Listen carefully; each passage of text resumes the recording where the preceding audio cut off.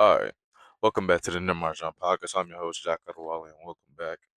Shout out to all my Apple Podcast listeners, Spotify listeners, YouTube watchers, shout out to all of y'all, and let's jump right into it. The conversation regarding religion is so sacrilegious because it's always felt like you're attacking one side. It's always met with an attack.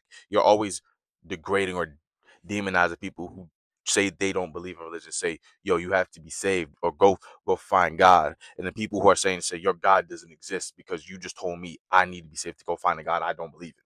That's how it always goes. That's how it always happens. And it's always gonna end in I believe in my God, you believe it don't happen.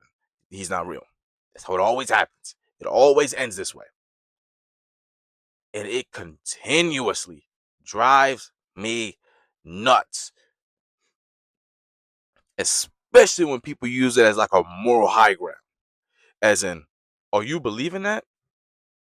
Or they make it seem like they're too smart to believe in, or they're too logical to believe in a religion. That part right there is pompous to even believe that you are too whatever to believe is something that you perceive to be as mundane as that. You can believe, you cannot believe, cool, but to believe, say that, or to go with the argument that you are too logical or too smart to believe in religion, I'm like, okay, okay. Something I've been seeing that's never really been trying to make sense to me, and I'm trying to make sense of it now, but I'm gonna try my best to communicate it, is the topic of man-made religions, or people not subscribing to a religion because it's man-made, right? I want to explore the idea that God was talking to the people directly when they were writing the Bible during creation of the Bible. Let's explore that idea. Let's say God really did speak to those people, right? The people would still have to interpret it and translate whatever he was saying to write it down. Meaning every religion, even if God did speak to him, is man-made. So to me, saying you don't subscribe to a religion because it's man-made seems like a cop-out to me. Just say you don't see the relevance of it in your life. Say that. You don't subscribe to it. Say that. You don't have to say the man-made religious part or the man-made religion part. Because every religion across every single religious text is man-made. It came from somewhere. It didn't just drop out the sky.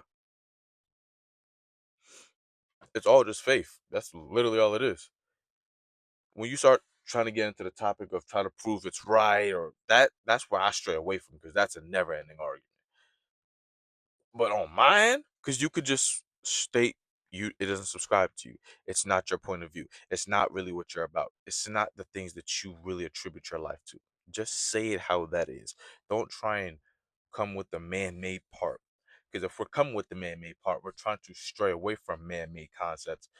Then how the concept of how you should treat a woman, how you should take care of a woman, that part, that was created by a man. That's man-made. We should stray away from that part then. If we're straying away from man-made concepts, then how the respect part, the respect and moral system that we have, that's been created that some people upheld in their life, we should stray away from that because that's also man-made. We're not gonna stray away from those parts because they benefit us. We see value in them. We appreciate the existence of it. That's understandable. Some people do, some people don't. But we're not gonna call that a man-made theory. We're not gonna call respect. We're not gonna call how you treat a woman a man-made concept. We're not. We only do that with religion because religion is very strict in its nature. It's very strict in how you should live your life. In some cases, in most cases, some cases a bit loose depending on the household, depending on how you were raised. But in most households with religion, especially Christianity, is very strict and is very stringent on what you can do and what you can't do. They even demonize certain characteristics of people that I don't feel like it should. Like they demonize the somewhat extent of having fun or pleasure. I'm not saying go and wild out and do anything like that. I'm not. But if you want to have fun and do whatever, there's nothing wrong with that. But I can understand and why you would feel you would want to detach from it if you feel like it's too stringent, you feel like it's too controlling. I can understand that. Or you just don't believe in the doctrine that it spews. I 100% believe that. I can 100% understand that. And I'm never one to try and convince somebody else to switch over. Not my ability, not my bad. And I'm trying to sort it out. I'm trying to see the other side of, okay, yeah, it is man-made. Okay, so we should stray away from it. And then I get to exploring other man-made things that we hold publicly. Racism, we should stray away from that. I don't know why we still another topic. Stereotypes, that's another man-made thing.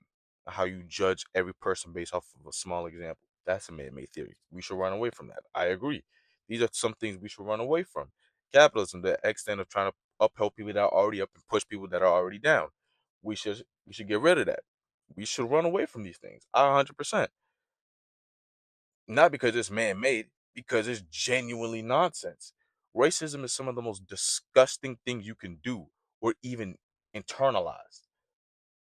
To hate somebody based off of a race, that's ridiculous. To stereotype that every person is going to be that way, even though we all do it, is somewhat ridiculous. Capitalism, the practice of it is ridiculous, even though some people benefit from it and they don't care about it. They choose to say it's whatever, even though they benefit from it. It still shouldn't be that way. Religion could be kept, it could be destroyed. It's either just depends on your preference, but to dis- to get we should get rid of it because it's man-made doesn't make sense. To me, it seems like it seems like a whole bunch of nonsense. Again, a cop out. And the funniest part about this whole thing, it's really over the internet. I've never really had a conversation with an atheist to even explore this, but most atheists I've spoken to over the internet, it's mainly been that they just don't have any proof. They just say, "Show me the proof, and I'll believe." Do I believe they're telling the truth? Maybe. I have no real way to know. I have no way to tell. But that's how it mostly is. Most atheists don't believe in a religion just because they just don't have the proof. They want facts. Even if racism is negative and we should stray away from it, we have examples of it that it exists. Prejudice, I mean, stereotypes. We have evidence that it exists. Capitalism. We have examples that it exists. For people who believe in say that they don't believe in religion, it's because they don't have any proof that it exists. So I 100% get it. I understand why people don't believe in a religion. I understand it. I just believe that this specific reason is nonsense. I don't believe it should be even treated as a actual line of reasoning. 'Cause I feel like we could dive deeper into it. We could get more in depth in why you don't believe in a religion. I I personally have my own gripes with it. I have my own understanding of it. There's something that is a widely held belief that I don't subscribe to. Like one of them being the cross. The cross isn't has very little, if not nothing, to do with Christianity at all. Within the same Bible that will carry a cross, it says, as Peter watched it, Jesus got hung on a tree. He was killed and hung on a tree. It says it in the Bible in King James Version. King James is King James in that meeting with the Quakers. I'm pretty sure he's an interesting guy. But I have my own gripes with it. I have my own understanding. I have trying to explore my own ideas and try to come up with my own theories on basically everything. In this situation, the constant debate between if God is a woman or a man, we need to stop that. There's no I think that's another one I've been seeing. I saw it a little bit and I didn't realize how prevalent it was. So I see people agreeing with it. I'm like, okay. I see where we're going with this one. This is classic gender war bullshit. God is a man and blah blah blah. No, God is a woman because blah blah blah blah blah. It's pointless. My eighth grade teacher gave me an example. I think this is probably the best way. Probably the best understanding of God I've been explained to. That God is probably the sun in any form. If he had to be one thing, it'd probably be the sun. Because if I'm looking at it right now, it's right up there. That little motherfucker moving fast. Oh, I'm dumb. The clouds are moving. But I'm looking at it right now. It's looking over me 12 hours a day. And then it goes and looks over other people 12 hours a day. It never sleeps. Like clockwork. Every time it's coming up and it's doing this thing and it's always there.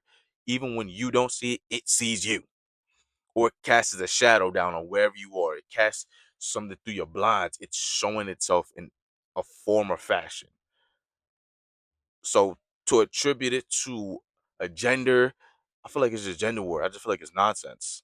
I also feel when you get on it, when we get on there and you try to explain why you believe it is such a thing, or why you believe it is this thing or another, or you believe it's a man or it's a woman,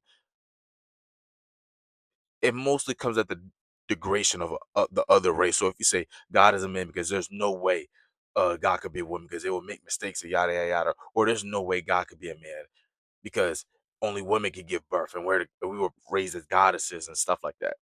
There's no point of doing this argument because if we want to do that, let's make God androgynous. Fuck it, let's do it. Let's make him androgynous so everybody can shut up and everybody can be happy.